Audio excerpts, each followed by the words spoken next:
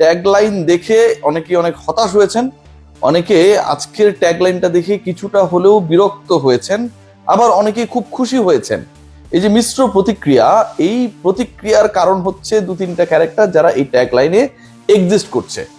আমি সুখবর দিয়ে শুরু করতে চাই, পরিবর্তনের খবরটা আপনাদেরকে জানাতে চাই, এবং এই সুখবরটা সত্যি সত্যি বলছি সাব্বির রহমানকে কেন্দ্র করে এই মুহূর্তের আপডেট, যেটা বাংলাদেশ ক্রিকেট বোর্ড সংশ্লিষ্টদের কাছ থেকেই পাওয়া, আমার সূত্র থেকেই পাওয়া, এনশিওর করেছে যে সাব্বিরকে জাতীয় দলের টি-20 সেটআপ স্পেশালি চিন্তা ভাবনা করা হচ্ছে। সাব্বির রহমানকে জাতীয় দলের টি-20 সেটআপে ইনক্লুশনের ব্যাপারে চিন্তা ভাবনা করা হচ্ছে। এবং এই যে চিন্তা ভাবনার সবচেয়ে বড় অন্তরায় হিসেবে বাংলাদেশি বংশোদ্ভূত একজন ছিলেন, যিনি সবচেয়ে বড় স্পিড ব্রেকারটা দিয়ে রেখেছিলেন, বেয়াদব কথা শুনে না, সাব্বির নিজেরই শেরের উপর সোয়াশের ভাবে। সাব্বিরের মধ্যে তো একটা অ্যাটিটিউড রয়েছে, একটা ভাব রয়েছে, দেখবেন নাসির, সাব্বির, এদের মধ্যে একটা ব্যাপার স্যাপার রয়েছে।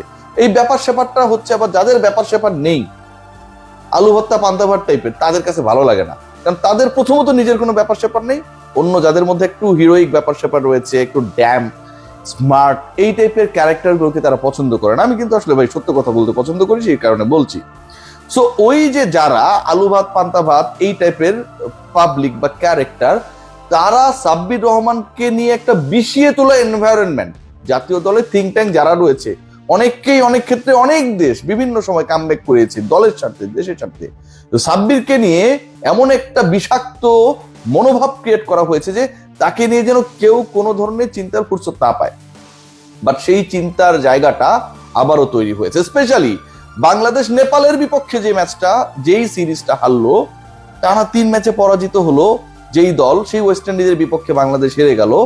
ভাবা যায় নেপালের বিপক্ষে হারা দলের বিপক্ষে বাংলাদেশ হোয়াইট ওয়াশ হচ্ছে ঘরের মাঠে, এবং এই হোয়াইট ওয়াশ হওয়াটা ব্যাটসম্যানদের চরম ব্যর্থতা, ব্যাটিং কোচ হিসেবে যিনি দায়িত্বে রয়েছেন তার চরম ব্যর্থতা, বাংলাদেশ ক্রিকেট বোর্ডের পরিচালক স্পেশালি ডিসিশন মেকারদের চোখে আঙুল দিয়ে দেখিয়ে দিয়েছে যে এদেরকে সরালে বা এদেরকে না সরালে রেখে দিয়ে যদি কাজ করা হয় তাহলে এখানটায় ভালো কিছু ঘটবে না।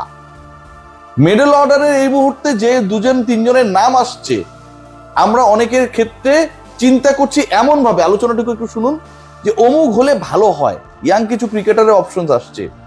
কিন্তু আপনি যদি এক্সপিরিয়েন্স কেউ থাকে, যিনি বিভিন্ন সময় তাকে প্রমাণ করেছেন, সে কেন নয়, এই ডিসকাশনটা শুরু হয়েছে। এবং সেখানটায় সাব্বিরকে কেন্দ্র করে গতকাল রাতেও আলোচনা হয়েছে।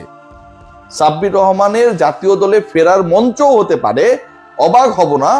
আপকামিং আয়ারল্যান্ড সিরিজ রয়েছে, আপনারা সবাই জানেন, সেখানে 2টা টেস্ট, আমাদের লেজেন্ড ক্রিকেটার মুশফিকুর রহিম তার 100তম টেস্ট খেলবেন। পুরো বাংলাদেশের মানুষের জন্য কত বড় অর্জন। আলোচনা করি, সমালোচনা করি, মুশফিককে নিয়ে আমরা হচ্ছে প্রাউড ফিল করি, হাসাহাসি করি, সবই করি আমাদের হিরোকে নিয়ে। এন্ড অফ দ্য ডে কত বড় অর্জন, এবং সেই অর্জন অর্জিত হবে ঢাকার মাঠে। বাংলাদেশ যখন ওই ম্যাচটায় নামবে, মুশফিক 100তম টেস্ট খেলতে নামবে, তারপরে শুরু হবে টি-20 সিরিজ। চট্টগ্রামে 2টা, ঢাকায় 1টা, 27-29-2। সাব্বির রহমানকে এই 3 ম্যাচের কোনো একটা আবারও আমরা হয়তো জাতীয় দলের জার্সিতে দেখতে পাবো, এবং সেই আলোচনাটা ওভাবেই আগাচ্ছে। শেষ পর্যন্ত কি হয়, we have no idea, but I want to be optimistic. Second point যেটা, এটাও খুব গুরুত্বপূর্ণ, শুনুন। টেস্ট ক্যাপ্টেন্সি নিয়ে অনেক আলোচনা চলছিল। এখন ওই যে সিন্ডিকেট বা কোরামবাজিতে যারা জড়িত, এদের তো আসলে কোনো কাজ কাম নাই। মানে এদের ব্রেইন আমার কাছে মনে হয় যে যতটুকু ক্রিকেটারদের উন্নয়নে, দক্ষতা বিনির্মাণে কাজে লাগানো দরকার, তার থেকে এই কোরাম যারা করে, ব্রেন খাটায় যারা, কারে গুঁতো দিয়ে ফেলে দেওয়া যায়, কারে টান দিয়ে নিয়ে আসা যায়, এগুলো নিয়ে এরা ব্যস্ত থাকে। সো ওখানটায়ও ওই কোরামের একজনকে ক্যাপ্টেন বানানোর পরিকল্পনা করা হয়েছিল, সিরিয়াসলি সেই ইনপুটটা দেওয়া হয়েছিল। একটা ক্রীড়া শিক্ষা প্রতিষ্ঠান কেন্দ্রিক একটা কোরাম এখানটায় হয়েছে, সিরিয়াসলি। এবং সেই কোরামে, মানে ওই ক্রীড়া শিক্ষা প্রতিষ্ঠানে সবাই খারাপ তা কিন্তু না, কিন্তু একটা গ্রুপ তৈরি করা হয়েছে যে আমরাই, ঠিক আছে, 51 পরিবার। তো তারা একটা ওই কোরামবাজি করে টেস্ট ক্যাপ্টেন্সি নিয়েও মোটামুটি একটা প্রভাব বিস্তারের চেষ্টা করেছিল তাদের কাছে লোক ওখানটায় ঢোকানোর জন্য। শেষ পর্যন্ত আলোচনায় ছিলেন 2জন character, Mehedi Hasan Miraz and Najmul Hossain Shanto. And Bangladesh cricket board তারা মোটামুটি ডিসাইড করে ফেলেছে, এখন এটা অফিসিয়ালি অ্যানাউন্সড হয় নাই, পরশু বাংলাদেশ ক্রিকেট বোর্ডের বোর্ড সভা শেষে হবে। Najmul Hossain Shanto is going to be the test captain. এখন going to be the test captain বললেও ভুল হয়, কারণ নাজমুল হোসেন শান্ত টেস্ট ক্যাপ্টেন হিসেবে লাস্ট যখন ক্যাপ্টেন্সি করেছিলেন তারপরে কিন্তু আসলে বাংলাদেশ ওভাবে টেস্ট খেলে নাই। মানে তিনি টেস্ট ক্যাপ্টেন হিসেবে ছিলেন, দায়িত্ব ছাড়া ঘোষণা দিলেও নাজমুল শান্তই ক্যারি আউট করবেন, তার রোলটা তিনি ক্যারি আউট করার ব্যাপারে সম্মত হয়েছেন। সো নাজমুল শান্তই আলটিমেটলি টেস্ট ক্যাপ্টেন হিসেবে থেকে যাচ্ছেন। এই জায়গাটায় সবচেয়ে ইন্টারেস্টিং আমার কাছে মনে হয়েছে যে আমরা যদি খেয়াল করি যে নাজমুল শান্তর জন্য এটা একটা বিশাল অপরচুনিটি। আমি শান্তকে ফুললি সাপোর্ট করি, অ্যাজ দ্য টেস্ট ক্যাপ্টেন আমি শান্তকে ফুললি সাপোর্ট করি, টেস্ট প্লেয়ার হিসেবে ফুললি সাপোর্ট করি। এবং এটা খুব গুরুত্বপূর্ণ যে তিনিও যেন ওই কোরামের মধ্যে না পড়েন। কোরামের ক্যারম বোর্ড এমন ভাবে ঘুরছে, খেলছে। দেখুন, সাব্বিরের মতো ক্রিকেটারকে আমরা একটা অপরচুনিটি দেই না, অথচ জাকের আলী অনেকের মতো ক্রিকেটারকে, উল্টাপাল্টা ক্রিকেটারকে আমরা ম্যাচের পর ম্যাচ খেলাই। ম্যাচের পর ম্যাচ খেলিয়ে আমরা কি করি খেয়াল করে দেখবেন, প্রতিপক্ষ এমন একটা অবস্থায় চলে যায় যে ওই প্লেয়ার যখন ক্রিজে থাকে আউট করতে চায় না। ধরেন আমি ওয়েস্ট ইন্ডিজের হয়ে খেলতেছি, ওই জায়গাটা জাকের আলী অনেক ব্যাট করতেছে, আমার প্ল্যান কি থাকবে?